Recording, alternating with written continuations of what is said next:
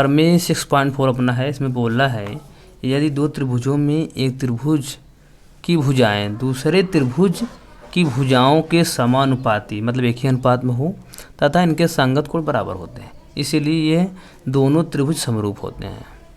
तो हमारा जो 6.3 प्रमेय था उसका जस्ट उल्टा है। उसमें क्या था, सभी कोण बराबर थे तो बोल रहा था कि सभी भुजाओं का अनुपात क्या होंगे, समान होंगे। लेकिन इसमें बोला है क्या कि दो त्रिभुज हैं उनकी जो भुजाएं हैं भुजाओं का अनुपात, संगत भुजाओं का अनुपात क्या होंगे, बराबर हैं। तो क्या उनके कोण जो हैं उनके कोण भी बराबर होंगे, ये बोला है। तो चलिए इसको हम सिद्ध करते हैं। सेम वही प्रक्रिया है जैसे 6.3 में हमने लोगों ने किया था। तो ये अपना प्रमेय 6.4 है और ये जो है विलोम है, उल्टा है किसका, 6.3 प्रमेय का। और इसका जो नाम है इसको समरूपता कसौटी ट्रिपल यस, उसको ट्रिपल ए के नाम से जानते हैं, इसे ट्रिपल यस मतलब भुजा भुजा भुजा के नाम से जानते हैं। ठीक, वही त्रिभुज है अपना ABC त्रिभुज है, PQR त्रिभुज है, तो वही दिया है। और इसमें क्या दिया है कि जो इनकी संगत भुजाएं हैं मतलब AB/PQ है ना, ये जो क्या है आपस में बराबर है। ठीक है, मतलब AP/PQ की भुजा बराबर है AC/PR की भुजा से। देखिए AB/PQ बराबर होगा BC/QR और बराबर होगा AC/PR के। मतलब ये हमें क्या करेगा, दे रखा है कि दो त्रिभुज हैं उनकी संगत भुजाओं का अनुपात आपस में सभी बराबर होते हैं।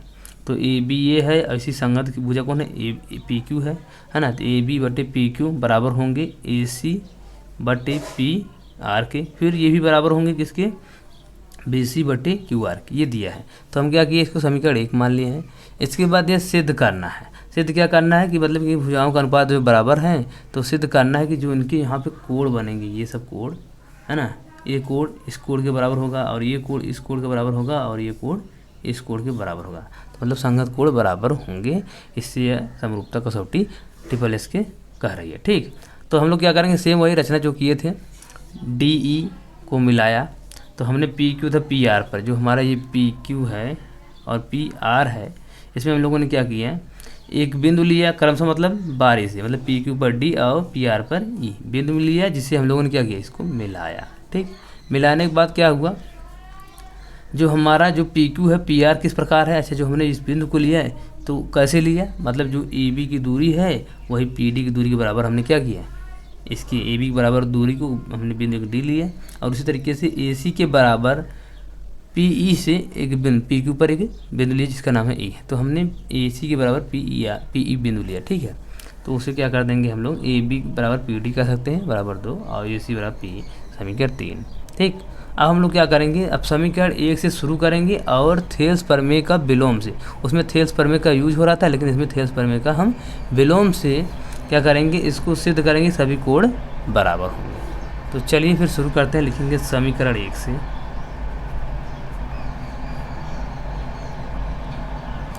तो हम क्या करेंगे, समीकरण से AB/PQ लेंगे और AC/PR लेंगे। क्यों लेंगे, क्योंकि अगली बार जब हमने इसको सिद्ध किया था तो हमारा जो भुजा बराबर हुआ था AC/PR पर सिद्ध हुआ था, तो इसीलिए हम लोग क्या करेंगे, ये और ये भुजाओं का अनुपात लेंगे। लेने को तो ये भी ले सकते, लेकिन जो हमने इस रेखा को इसके समांतर मिलाया था, इसको इस तरीके से मिलाते तो इसको भी हम लेते, लेकिन हम क्या करेंगे, इसको और इसको साथ में लेंगे। तो लिखेंगे समीकरण 1 से क्या करेंगे, AB/PQ बराबर है AC/PR के, है ना। अब देखिए जो हमारा AB है, हम AB क्या लिख सकते हैं, देखो यहाँ से PD लिख सकते हैं, है ना। और जो हमारा AC है, AC क्या लिख सकते हैं, PE लिख सकते हैं, है ना। तो लिखेंगे PD/PQ, हाँ, फिर बराबर AC जगह लिखेंगे क्या, PE/PR। ठीक,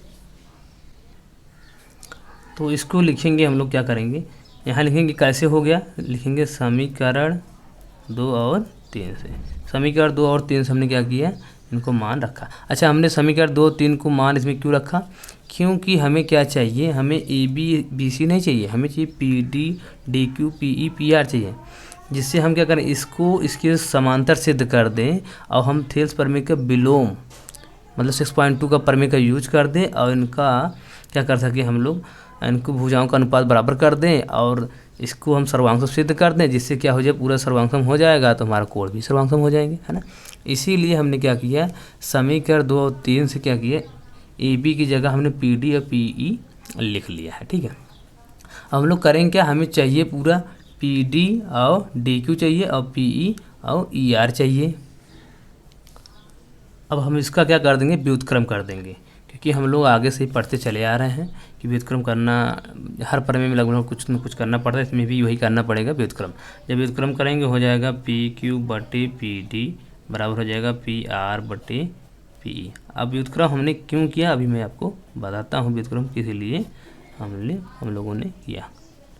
देखिए व्युत्क्रम हमने इसलिए किया, पी क्यू पी बटे डी और पी आर बटे डी पी ई इसलिए किया क्योंकि हम चाहते हैं कि जो हमारा पी डी और डी क्यू है इस टाइप हो जाए, पी डी बटे डी क्यू हो जाए और पी ई बटे ई आर हो जाए, जो क्या हो जाए आपस में बराबर हो जाए इनका अनुपात। और इससे हम क्या करेंगे, इसको हम क्या सिद्ध कर देंगे, ये समांतर हैं, क्योंकि जब ये समांतर रहते हैं तभी तो इनके अनुपात मतलब इनकी भुजाओं का अनुपात दूसरी भुजा के अनुपात के बराबर होता है ना। तो इनके भुजाओं को हम क्या करेंगे, इनकी भुजाओं के अनुपात को इसकी भुजा के अनुपात के बराबर करेंगे, ये क्या हो जाएगा, समांतर सिद्ध हो जाएगा, ठीक। ये करना इसीलिए हम लोगों ने क्या किया, पी क्यू और बटे पी डी और बराबर पी आर बटे पी ई है। तो अब क्या करेंगे, इसमें हम लोग पहले एक जोड़ते थे, लेकिन अब क्या करना पड़ेगा, घटाना पड़ेगा, क्योंकि हमें क्या चाहिए,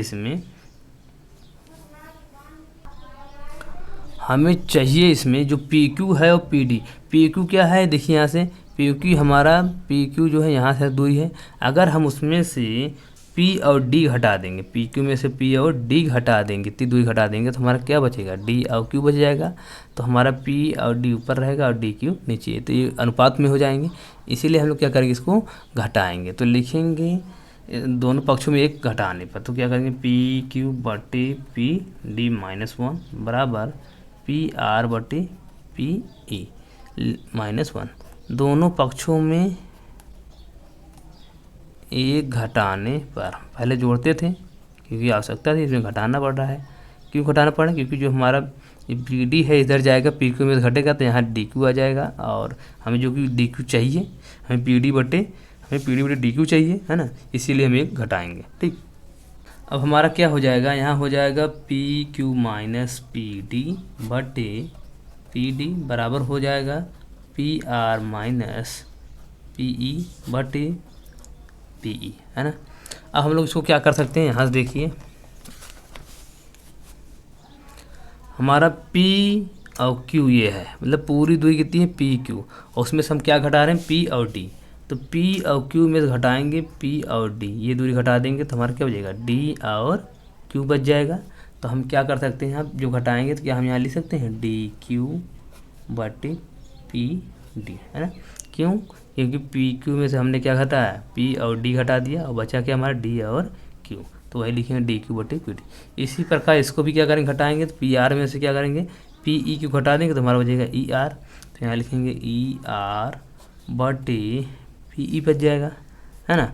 अब देखिए हमारा जो अनुपात बराबर आ रहा है, पी डी बटे डी क्यू आ रहा है, पी डी बटे डी क्यू, तो पी डी बटे डी क्यू नहीं आ रहा बल्कि उल्टा आ रहा है, तो हम क्या करेंगे, फिर से व्युत्क्रम करेंगे, लिखेंगे व्युत्क्रम करने पर, जब व्युत्क्रम करेंगे क्या हो जाएगा, पी डी बटे डी क्यू हो जाएगा बराबर पी ई बटे ई आर हो जाएगा, और यहाँ लिखेंगे व्युत्क्रम करने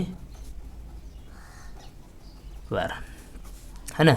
अब क्या करेंगे, अब हम थेल्स प्रमेय से कर सकते हैं, थेल्स प्रमेय के विलोम से लिखेंगे अब थेल्स प्रमेय के विलोम से, थेल्स प्रमेय के विलोम से क्या कर सकते हैं, या आप कह सकते हो प्रमेय 6.2 से भी कह सकते हो, दोनों बातें की हैं।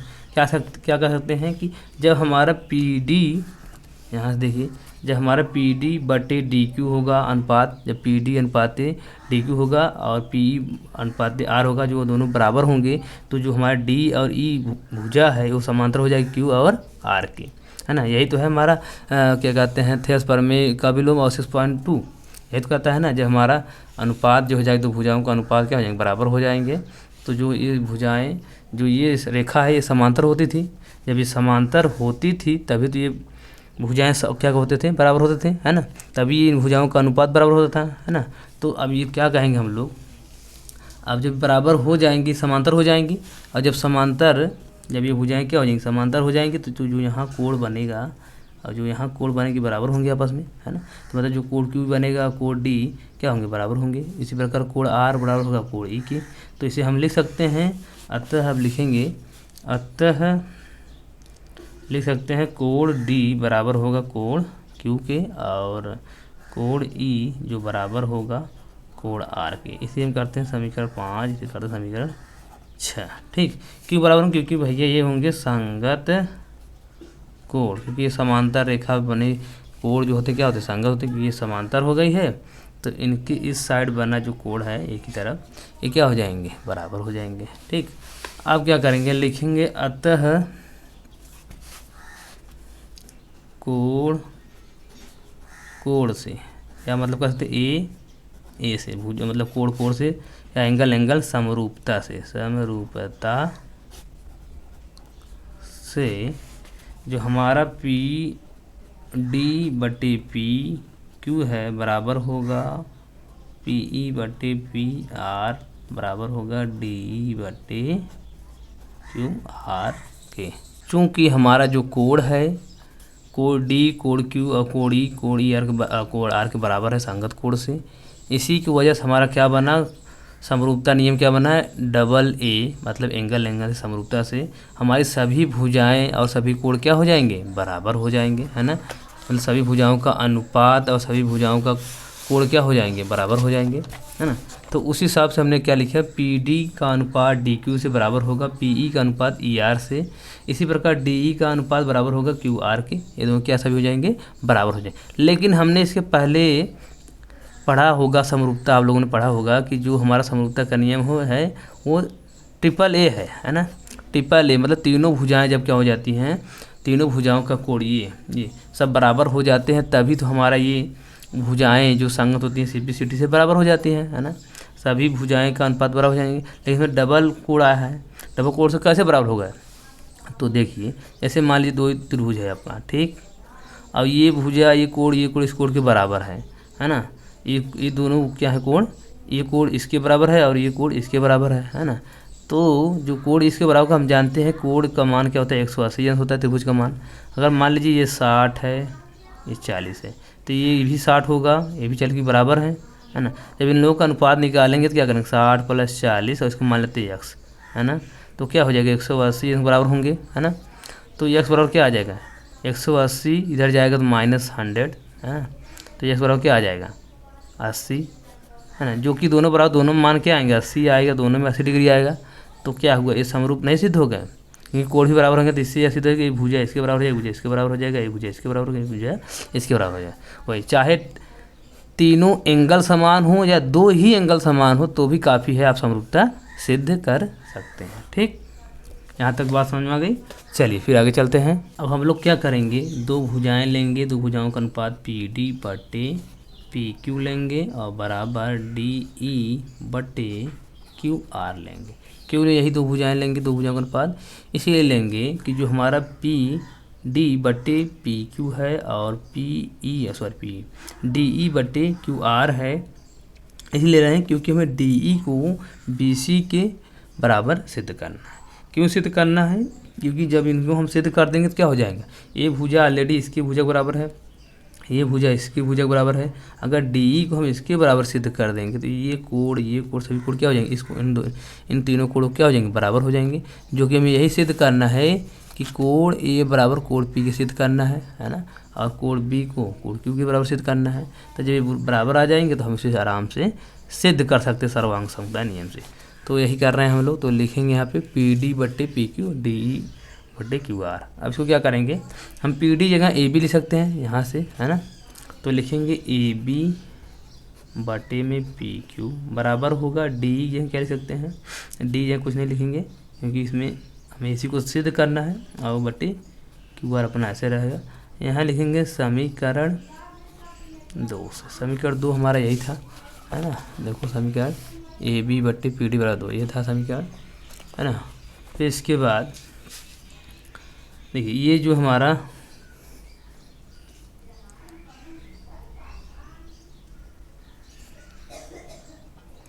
अब हम लोग क्या करेंगे, ए बी बटे डी क्यू बटे क्यू आर आ गया है, इसे समीकरण हम 7 मान लेते हैं। ठीक, अब क्या करेंगे, लिखिए, अब देखो ए बी बटे पी क्यू को हम क्या लिख सकते हैं, देखिए यहाँ समीकरण 1 से ए बी बटे पी क्यू जहाँ लिख सकते हैं बी सी बटे क्यू आर, ए सी बटे पी आर लिख सकते हैं, है ना। तो हम क्या करेंगे, बी सी बटे क्यू आर मतलब लिखेंगे, क्यों, क्योंकि बी सी बटे क्यू आर इसलिए लिखेंगे क्योंकि हमें डी को बी सी के समांतर सिद्ध करना है। जब हम बी सी बटे क्यू आर लिख देंगे तो यहाँ हो जाएगा बी सी बटे क्यू आर, और क्यू आर से क्यू आर कैंसिल हो जाएगा और आ जाएगा बी सी बराबर डी। तो यही लिखेंगे, तो लिखेंगे यहाँ बी सी बटे क्यू आर बराबर होगा डी ई बटे क्यू आर के कैसे, समीकरण 1 से लिखेंगे, समीकरण 1 से, है ना। ये कैंसिल हो जाएगा तो बचेगा बी सी बराबर डी के, है ना। क्या हुआ, हमारा बी सी जो हो गया डी के समांतर हो गया। अब इसे हम क्या करेंगे, समीकरण 8 मान लेते हैं। अब लिखेंगे अतः भुजा मतलब साइड से, अब क्या कर सकते हैं, साइड से हम सर्वांग सिद्ध कर सकते हैं। अतः लिखेंगे भुजा यस में ट्रिपल एस से क्या करेंगे, सर्वांग समता से क्या कर देंगे हम लोग, जो त्रिभुज हमारा ए बी सी है वो सर्वांगसम हो जाएगा त्रिभुज पी डी ई के। कैसे, देखो यहाँ से देखिए, ए बी जो भुजा है इसके बराबर है पी डी के, और ए सी जो भुजा है हमारा पी के बराबर है। अब हमने क्या किसी दिखे कि डी जो भुजा है बी सी के बराबर हो गया। अब हम ट्रिपल एस से कह सकते हैं, साइड से कह सकते हैं कि त्रिभुज ए बी सी बराबर होगा त्रिभुज डी सी के। ठीक, ये हम कह सकते हैं, हाँ, तो सर्वांगसम कर सकते हैं। तो अब इसकी जब कोई त्रिभुज या दो त्रिभुज जब सर्वांगसम हो जाते हैं तो क्या हो जाता है, तो उनके संगत कोण भी बराबर हो जाएंगे। तो हम क्या लिख सकते हैं, तो लिखेंगे अतः कोण ए बराबर हो जाएगा कोण पी के, फिर कोण बी बराबर हो जाएगा कोण डी के, फिर कोण सी बराबर हो जाएगा कोण ई के, है ना। अब क्या करेंगे, समीकरण से 9 बना लेते हैं, समीकरण से 10 बना लेते हैं। चूँकि हमें लाना क्या है, देखिए हमें लाना क्या है इसमें, ये कोण इसके बराबर हो गए, ये तो हमें चाहिए कोण बी बराबर है कोण डी के और कोण सी बराबर कोण ई के। लेकिन हमें लाना क्या है इसमें, कोण ए कोण पी के बराबर लाना है, और कोण बी कोण क्यू के बराबर लाना है, कोण बी कोण क्यू के बराबर लाना है, और कोण सी कोण आर के बराबर लाना ये है। तो हम लोग क्या करेंगे, देखिए, तो कोण बी और कोण डी, तो हम डी की जगह क्या रखेंगे, कोण, देखिए डी की जगह रख देंगे कोण क्यू, कोण डी की जगह रखेंगे कोण क्यू, क्यों रखेंगे, क्योंकि ये संगत कोण है भैया। और कोण ई की जगह रखेंगे कोण आर, क्यों रखेंगे, क्योंकि ये संगत कोण है। हमने बताया जब समांतर कोई भुजा हो जाती है, उसकी तिर्यक रेखा जो खींच जाती है तो उनकी एक तरफ जो कोण बढ़ते हैं वो क्या हो जाते हैं, संगत कोण जो बराबर होते हैं, डी बराबर होगा कोण क्यू के, है ना। ये हमने लिख दिया है समीकरण 5 और 6 में। ठीक है, तो यहाँ लिखेंगे कोण बी बराबर होगा कोण क्यू के, और कोण सी बराबर होगा कोण आर के। ऐसा क्यों होगा, समीकरण 5 से, और ये समीकरण 6 से, है ना। तो हमारा समीकरण 5 और 6 कहाँ है, आइए दिखाते हैं आपको। ये अपना समीकरण 5 है और समीकरण 6 है, क्योंकि कोण डी है जो हमारा किसके बराबर है, देखिए यहाँ से कोण डी जो बराबर कोण क्यू के है, तो वही है कोण डी बराबर है कोण क्यू के, और कोण ई बराबर है कोण आर के, कोण ई बराबर है कोण आर के। क्यों हुआ, क्योंकि संगत कोण है इस हिसाब से। ठीक, तो ये बराबर हो गया।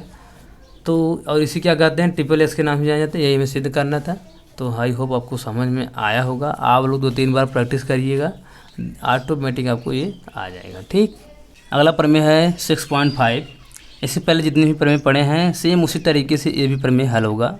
तो हमें उम्मीद है कि आप लोग को समझ में आ रहा होगा। आप इसको क्या करेंगे, थोड़ा जल्दी करेंगे, क्योंकि आप लोग कई बार वो प्रमेय कर चुके होंगे, आप लोगों को कुछ याद भी होगा। ठीक है, देखिए इस प्रमेय में क्या कह रहा है, यदि एक त्रिभुज के एक कोण दूसरे त्रिभुज के एक कोण के बराबर हो, पहले त्रिभुज के एक कोण दूसरे त्रिभुज के एक कोण के बराबर हो, तो इन कोणों को अंतर्गत करने वाली भुजाएं समानुपाती होती हैं, तो दोनों त्रिभुज समरूप होंगे। ठीक है, चलिए हम समझाते हैं इसका मतलब क्या है।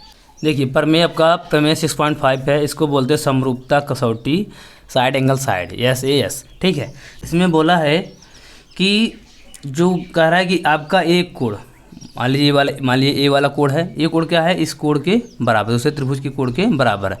फिर कह रहा है इस कोण को अंतर्गत करने वाली जो दो भुजाएं हैं, यहाँ पर भी तो इनका जो अनुपात होता है इसका मतलब ए बी बटे पी क्यू का जो अनुपात होगा वो क्या होगा, ए सी बटे पी आर के बराबर होगा, ये बोला है।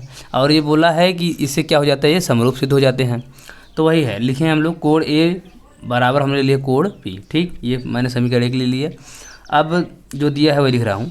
तो ए पी बटे पी क्यू, ए बी बटे पी क्यू, जो पी और क्यू है, तो ये भुजा और ये भुजा संगत भुजा जो है इसका अनुपात क्या हो जाता है, ए सी भुजा के अनुपात पी आर भुजा के अनुपात के बराबर हो जाता है। तो ये दिया है कि जो कोण को अंतर्गत कर रही है भुजाएं, ये जो दो भुजाएं क्या कर रही हैं, कोण को अंतर्गत कर रही हैं, ये क्या हो जाती है, समानुपाती हो जाती है। समानुपाती मतलब एक ही अनुपात में हो जाती हैं। मतलब ए बी बटे पी क्यू बराबर होगा ए सी बटे पी आर के, ठीक है। ये हमें क्या करना है, ये हमें दिया है, ठीक। अब सिद्ध क्या करना है, सिद्ध करना है कि त्रिभुज ए बी सी समरूप है पी क्यू आर के। तो जो हमारा त्रिभुज ए बी सी है ये क्या है, समरूप है पी क्यू आर की, ये समरूप है, ये सिद्ध करना है। तो वही सेम रचना हमने किया है कि पी क्यू और पी आर पे क्रमशः मतलब बारी बारी से यम और यन बिंदु लिए हैं, जिसे हमने मिलाया। और जो हमारा पी एम है वो क्या है, ए बी के बराबर है, और जो हमारा पी एन है वो क्या है, ए सी के बराबर है। सेम वही जो हमने पहले किया था। तो वही लिखा, इसे ए बी बराबर पी क्यू लिया है और ए सी बराबर पी आर लिया, समीकरण 3 और 4। अब हम लोग क्या करेंगे, उत्पत्ति करेंगे समीकरण 2 से। समीकरण 2 हमारा यहाँ है, इससे तो ए बी बट्टे पी क्यू लिखेंगे बराबर ए सी बट्टे पी आर लिखेंगे। तो एक बात ध्यान दीजिए, इसमें हमें क्या करना है, इस त्रिभुज को इस त्रिभुज से क्या करना है, समरूप सिद्ध करना है। समरूप सिद्ध करने के लिए दो तरीके हैं, या तो इन तीनों कोणों को, इस त्रिभुज के तीनों कोणों को इस त्रिभुज के तीनों कोणों को क्या करना है, बराबर कर देना है ना। इन तीनों कोणों को क्या करना है, इस त्रिभुज के तीनों कोणों को बराबर कर देना है। या ये जो तीनों भुजाएं हैं, ये सब भुजाएं हैं, इनकी संगत भुजाओं को इस त्रिभुज की भुजाओं से क्या कर देना है, बराबर कर देना है ना। अगर ये बराबर हो जाती हैं या इनका अनुपात बराबर हो जाता है ना भुजाओं का, तो क्या हो जाएंगी, ये समरूप सिद्ध हो जाएंगी, ठीक है। तो हम क्या करेंगे, इसमें हम जो ये लाइन खींचे हैं रेखाखंड, हम इसको समांतर करेंगे। समांतर करके कोण को हम क्या करेंगे, बराबर करेंगे। इनके तीनों कोणों को क्या करेंगे, हम बराबर करेंगे, जिससे समरूप सिद्ध हो जाएंगे, ठीक। लिखेंगे समीकरण 2 से, लिखेंगे ए बी बटे पी क्यू बराबर है ए सी बटे पी आर से, समीकरण 2 से। अब ध्यान दीजिए, ए बी की जगह हम क्या लिख सकते हैं, है ना। ए बी जगह क्या लिख सकते हैं, पी क्यू लिख सकते हैं, और ए सी की जगह पी आर लिख सकते हैं, है ना, लिख सकते हैं ना। तो हम क्या करेंगे, इसमें देखिए जो ए बी है हमारा मिस्टेक हो गया है, ध्यान दीजिए। ए बी की जो लंबाई है हमने लिया था पी एम, ठीक है। तो हमने यहाँ पी क्यू लिख दिया है, तो ये गलत हो गया, हाँ पी एम लिख लीजिएगा, ठीक, ये पी एम, ठीक। और इसके बाद जो ए सी की हमारी लंबाई है वो क्या है, पी एन है, ठीक, ये पी एन।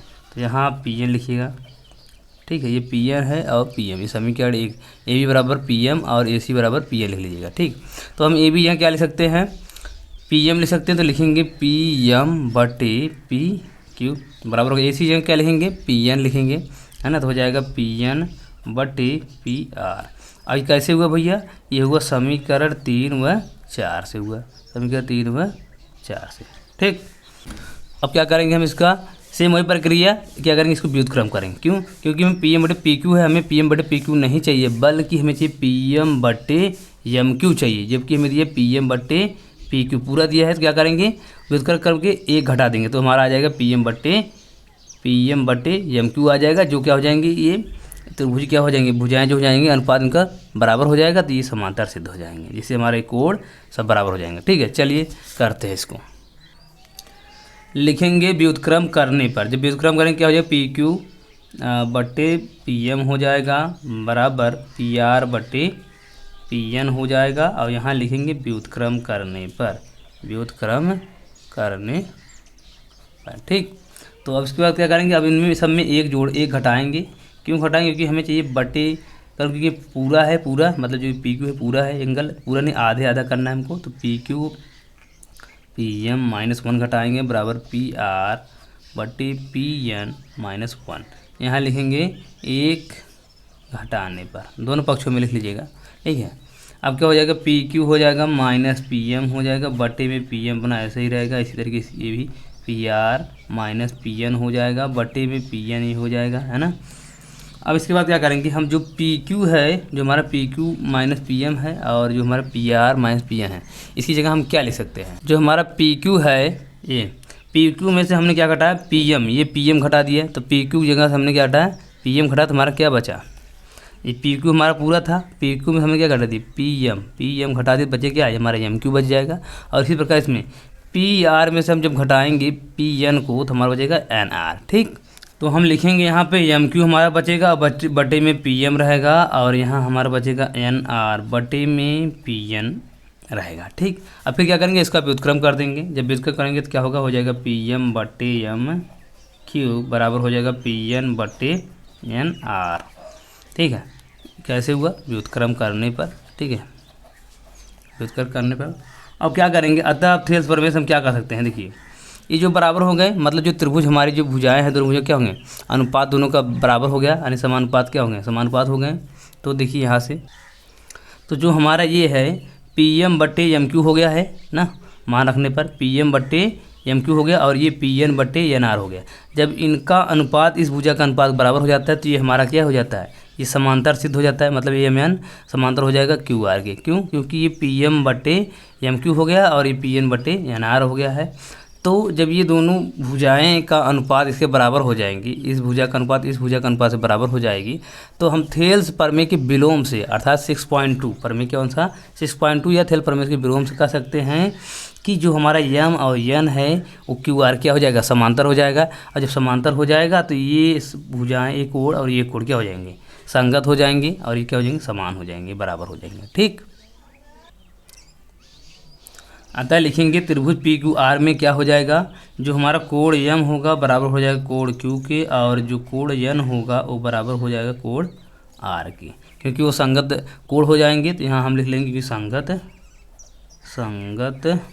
कोण है। ठीक, संगत कोण क्या हो जाते हैं, बराबर हो जाए। और ये कैसे हुआ, ये 6.2 प्रमेय से।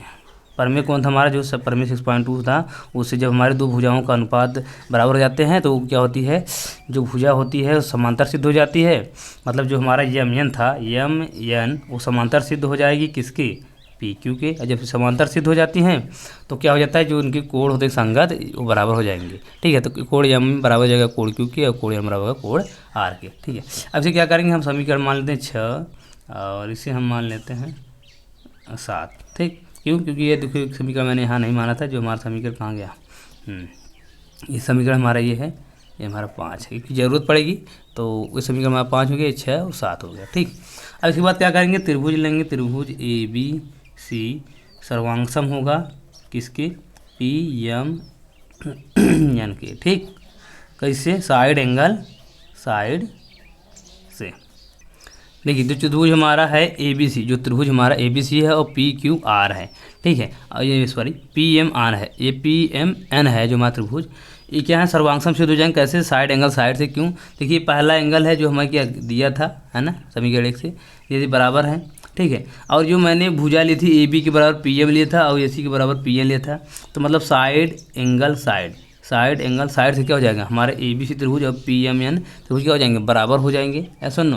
ठीक है, तो ये बराबर हो जाएगा। जब ये बराबर हो जाएगा तो इसके जो संगत कोण होंगे, संगत कोण भी बराबर हो जाएंगे।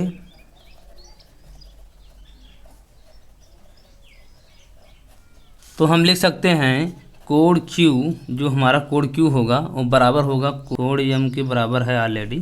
जब हमारे दोनों त्रिभुज क्या हो जाएंगे, सर्वांगसम सिद्ध हो जाएंगे, तो इनके संगत कोण भी बराबर हो जाएंगे। इसलिए हम लिखेंगे कोण Q बराबर कोण M दिया है ऑलरेडी, एक दिया है, और जो कोण R है ना, कोण R बराबर हो जाएगा कोण N की, क्योंकि संगत कोण है ना, ये बराबर हो जाएंगे।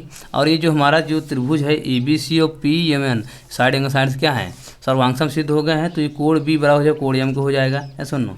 तो लिखेंगे अतः कोण बी बराबर कोण एम लिख देंगे, और कोण सी बराबर लिख देंगे कोण एन, है ना, कोण एन लिख देंगे। अब देखिए यहाँ से क्या देखने को हमें मिल रहा है कि कोण जहाँ बी है, बी के बराबर एम है, एम की जगह क्या लिख सकते हैं, देखो एम जगह कोण क्यू ले सकते हैं, है ना, ऐसे 9 मान लेते हैं समीकरण 9।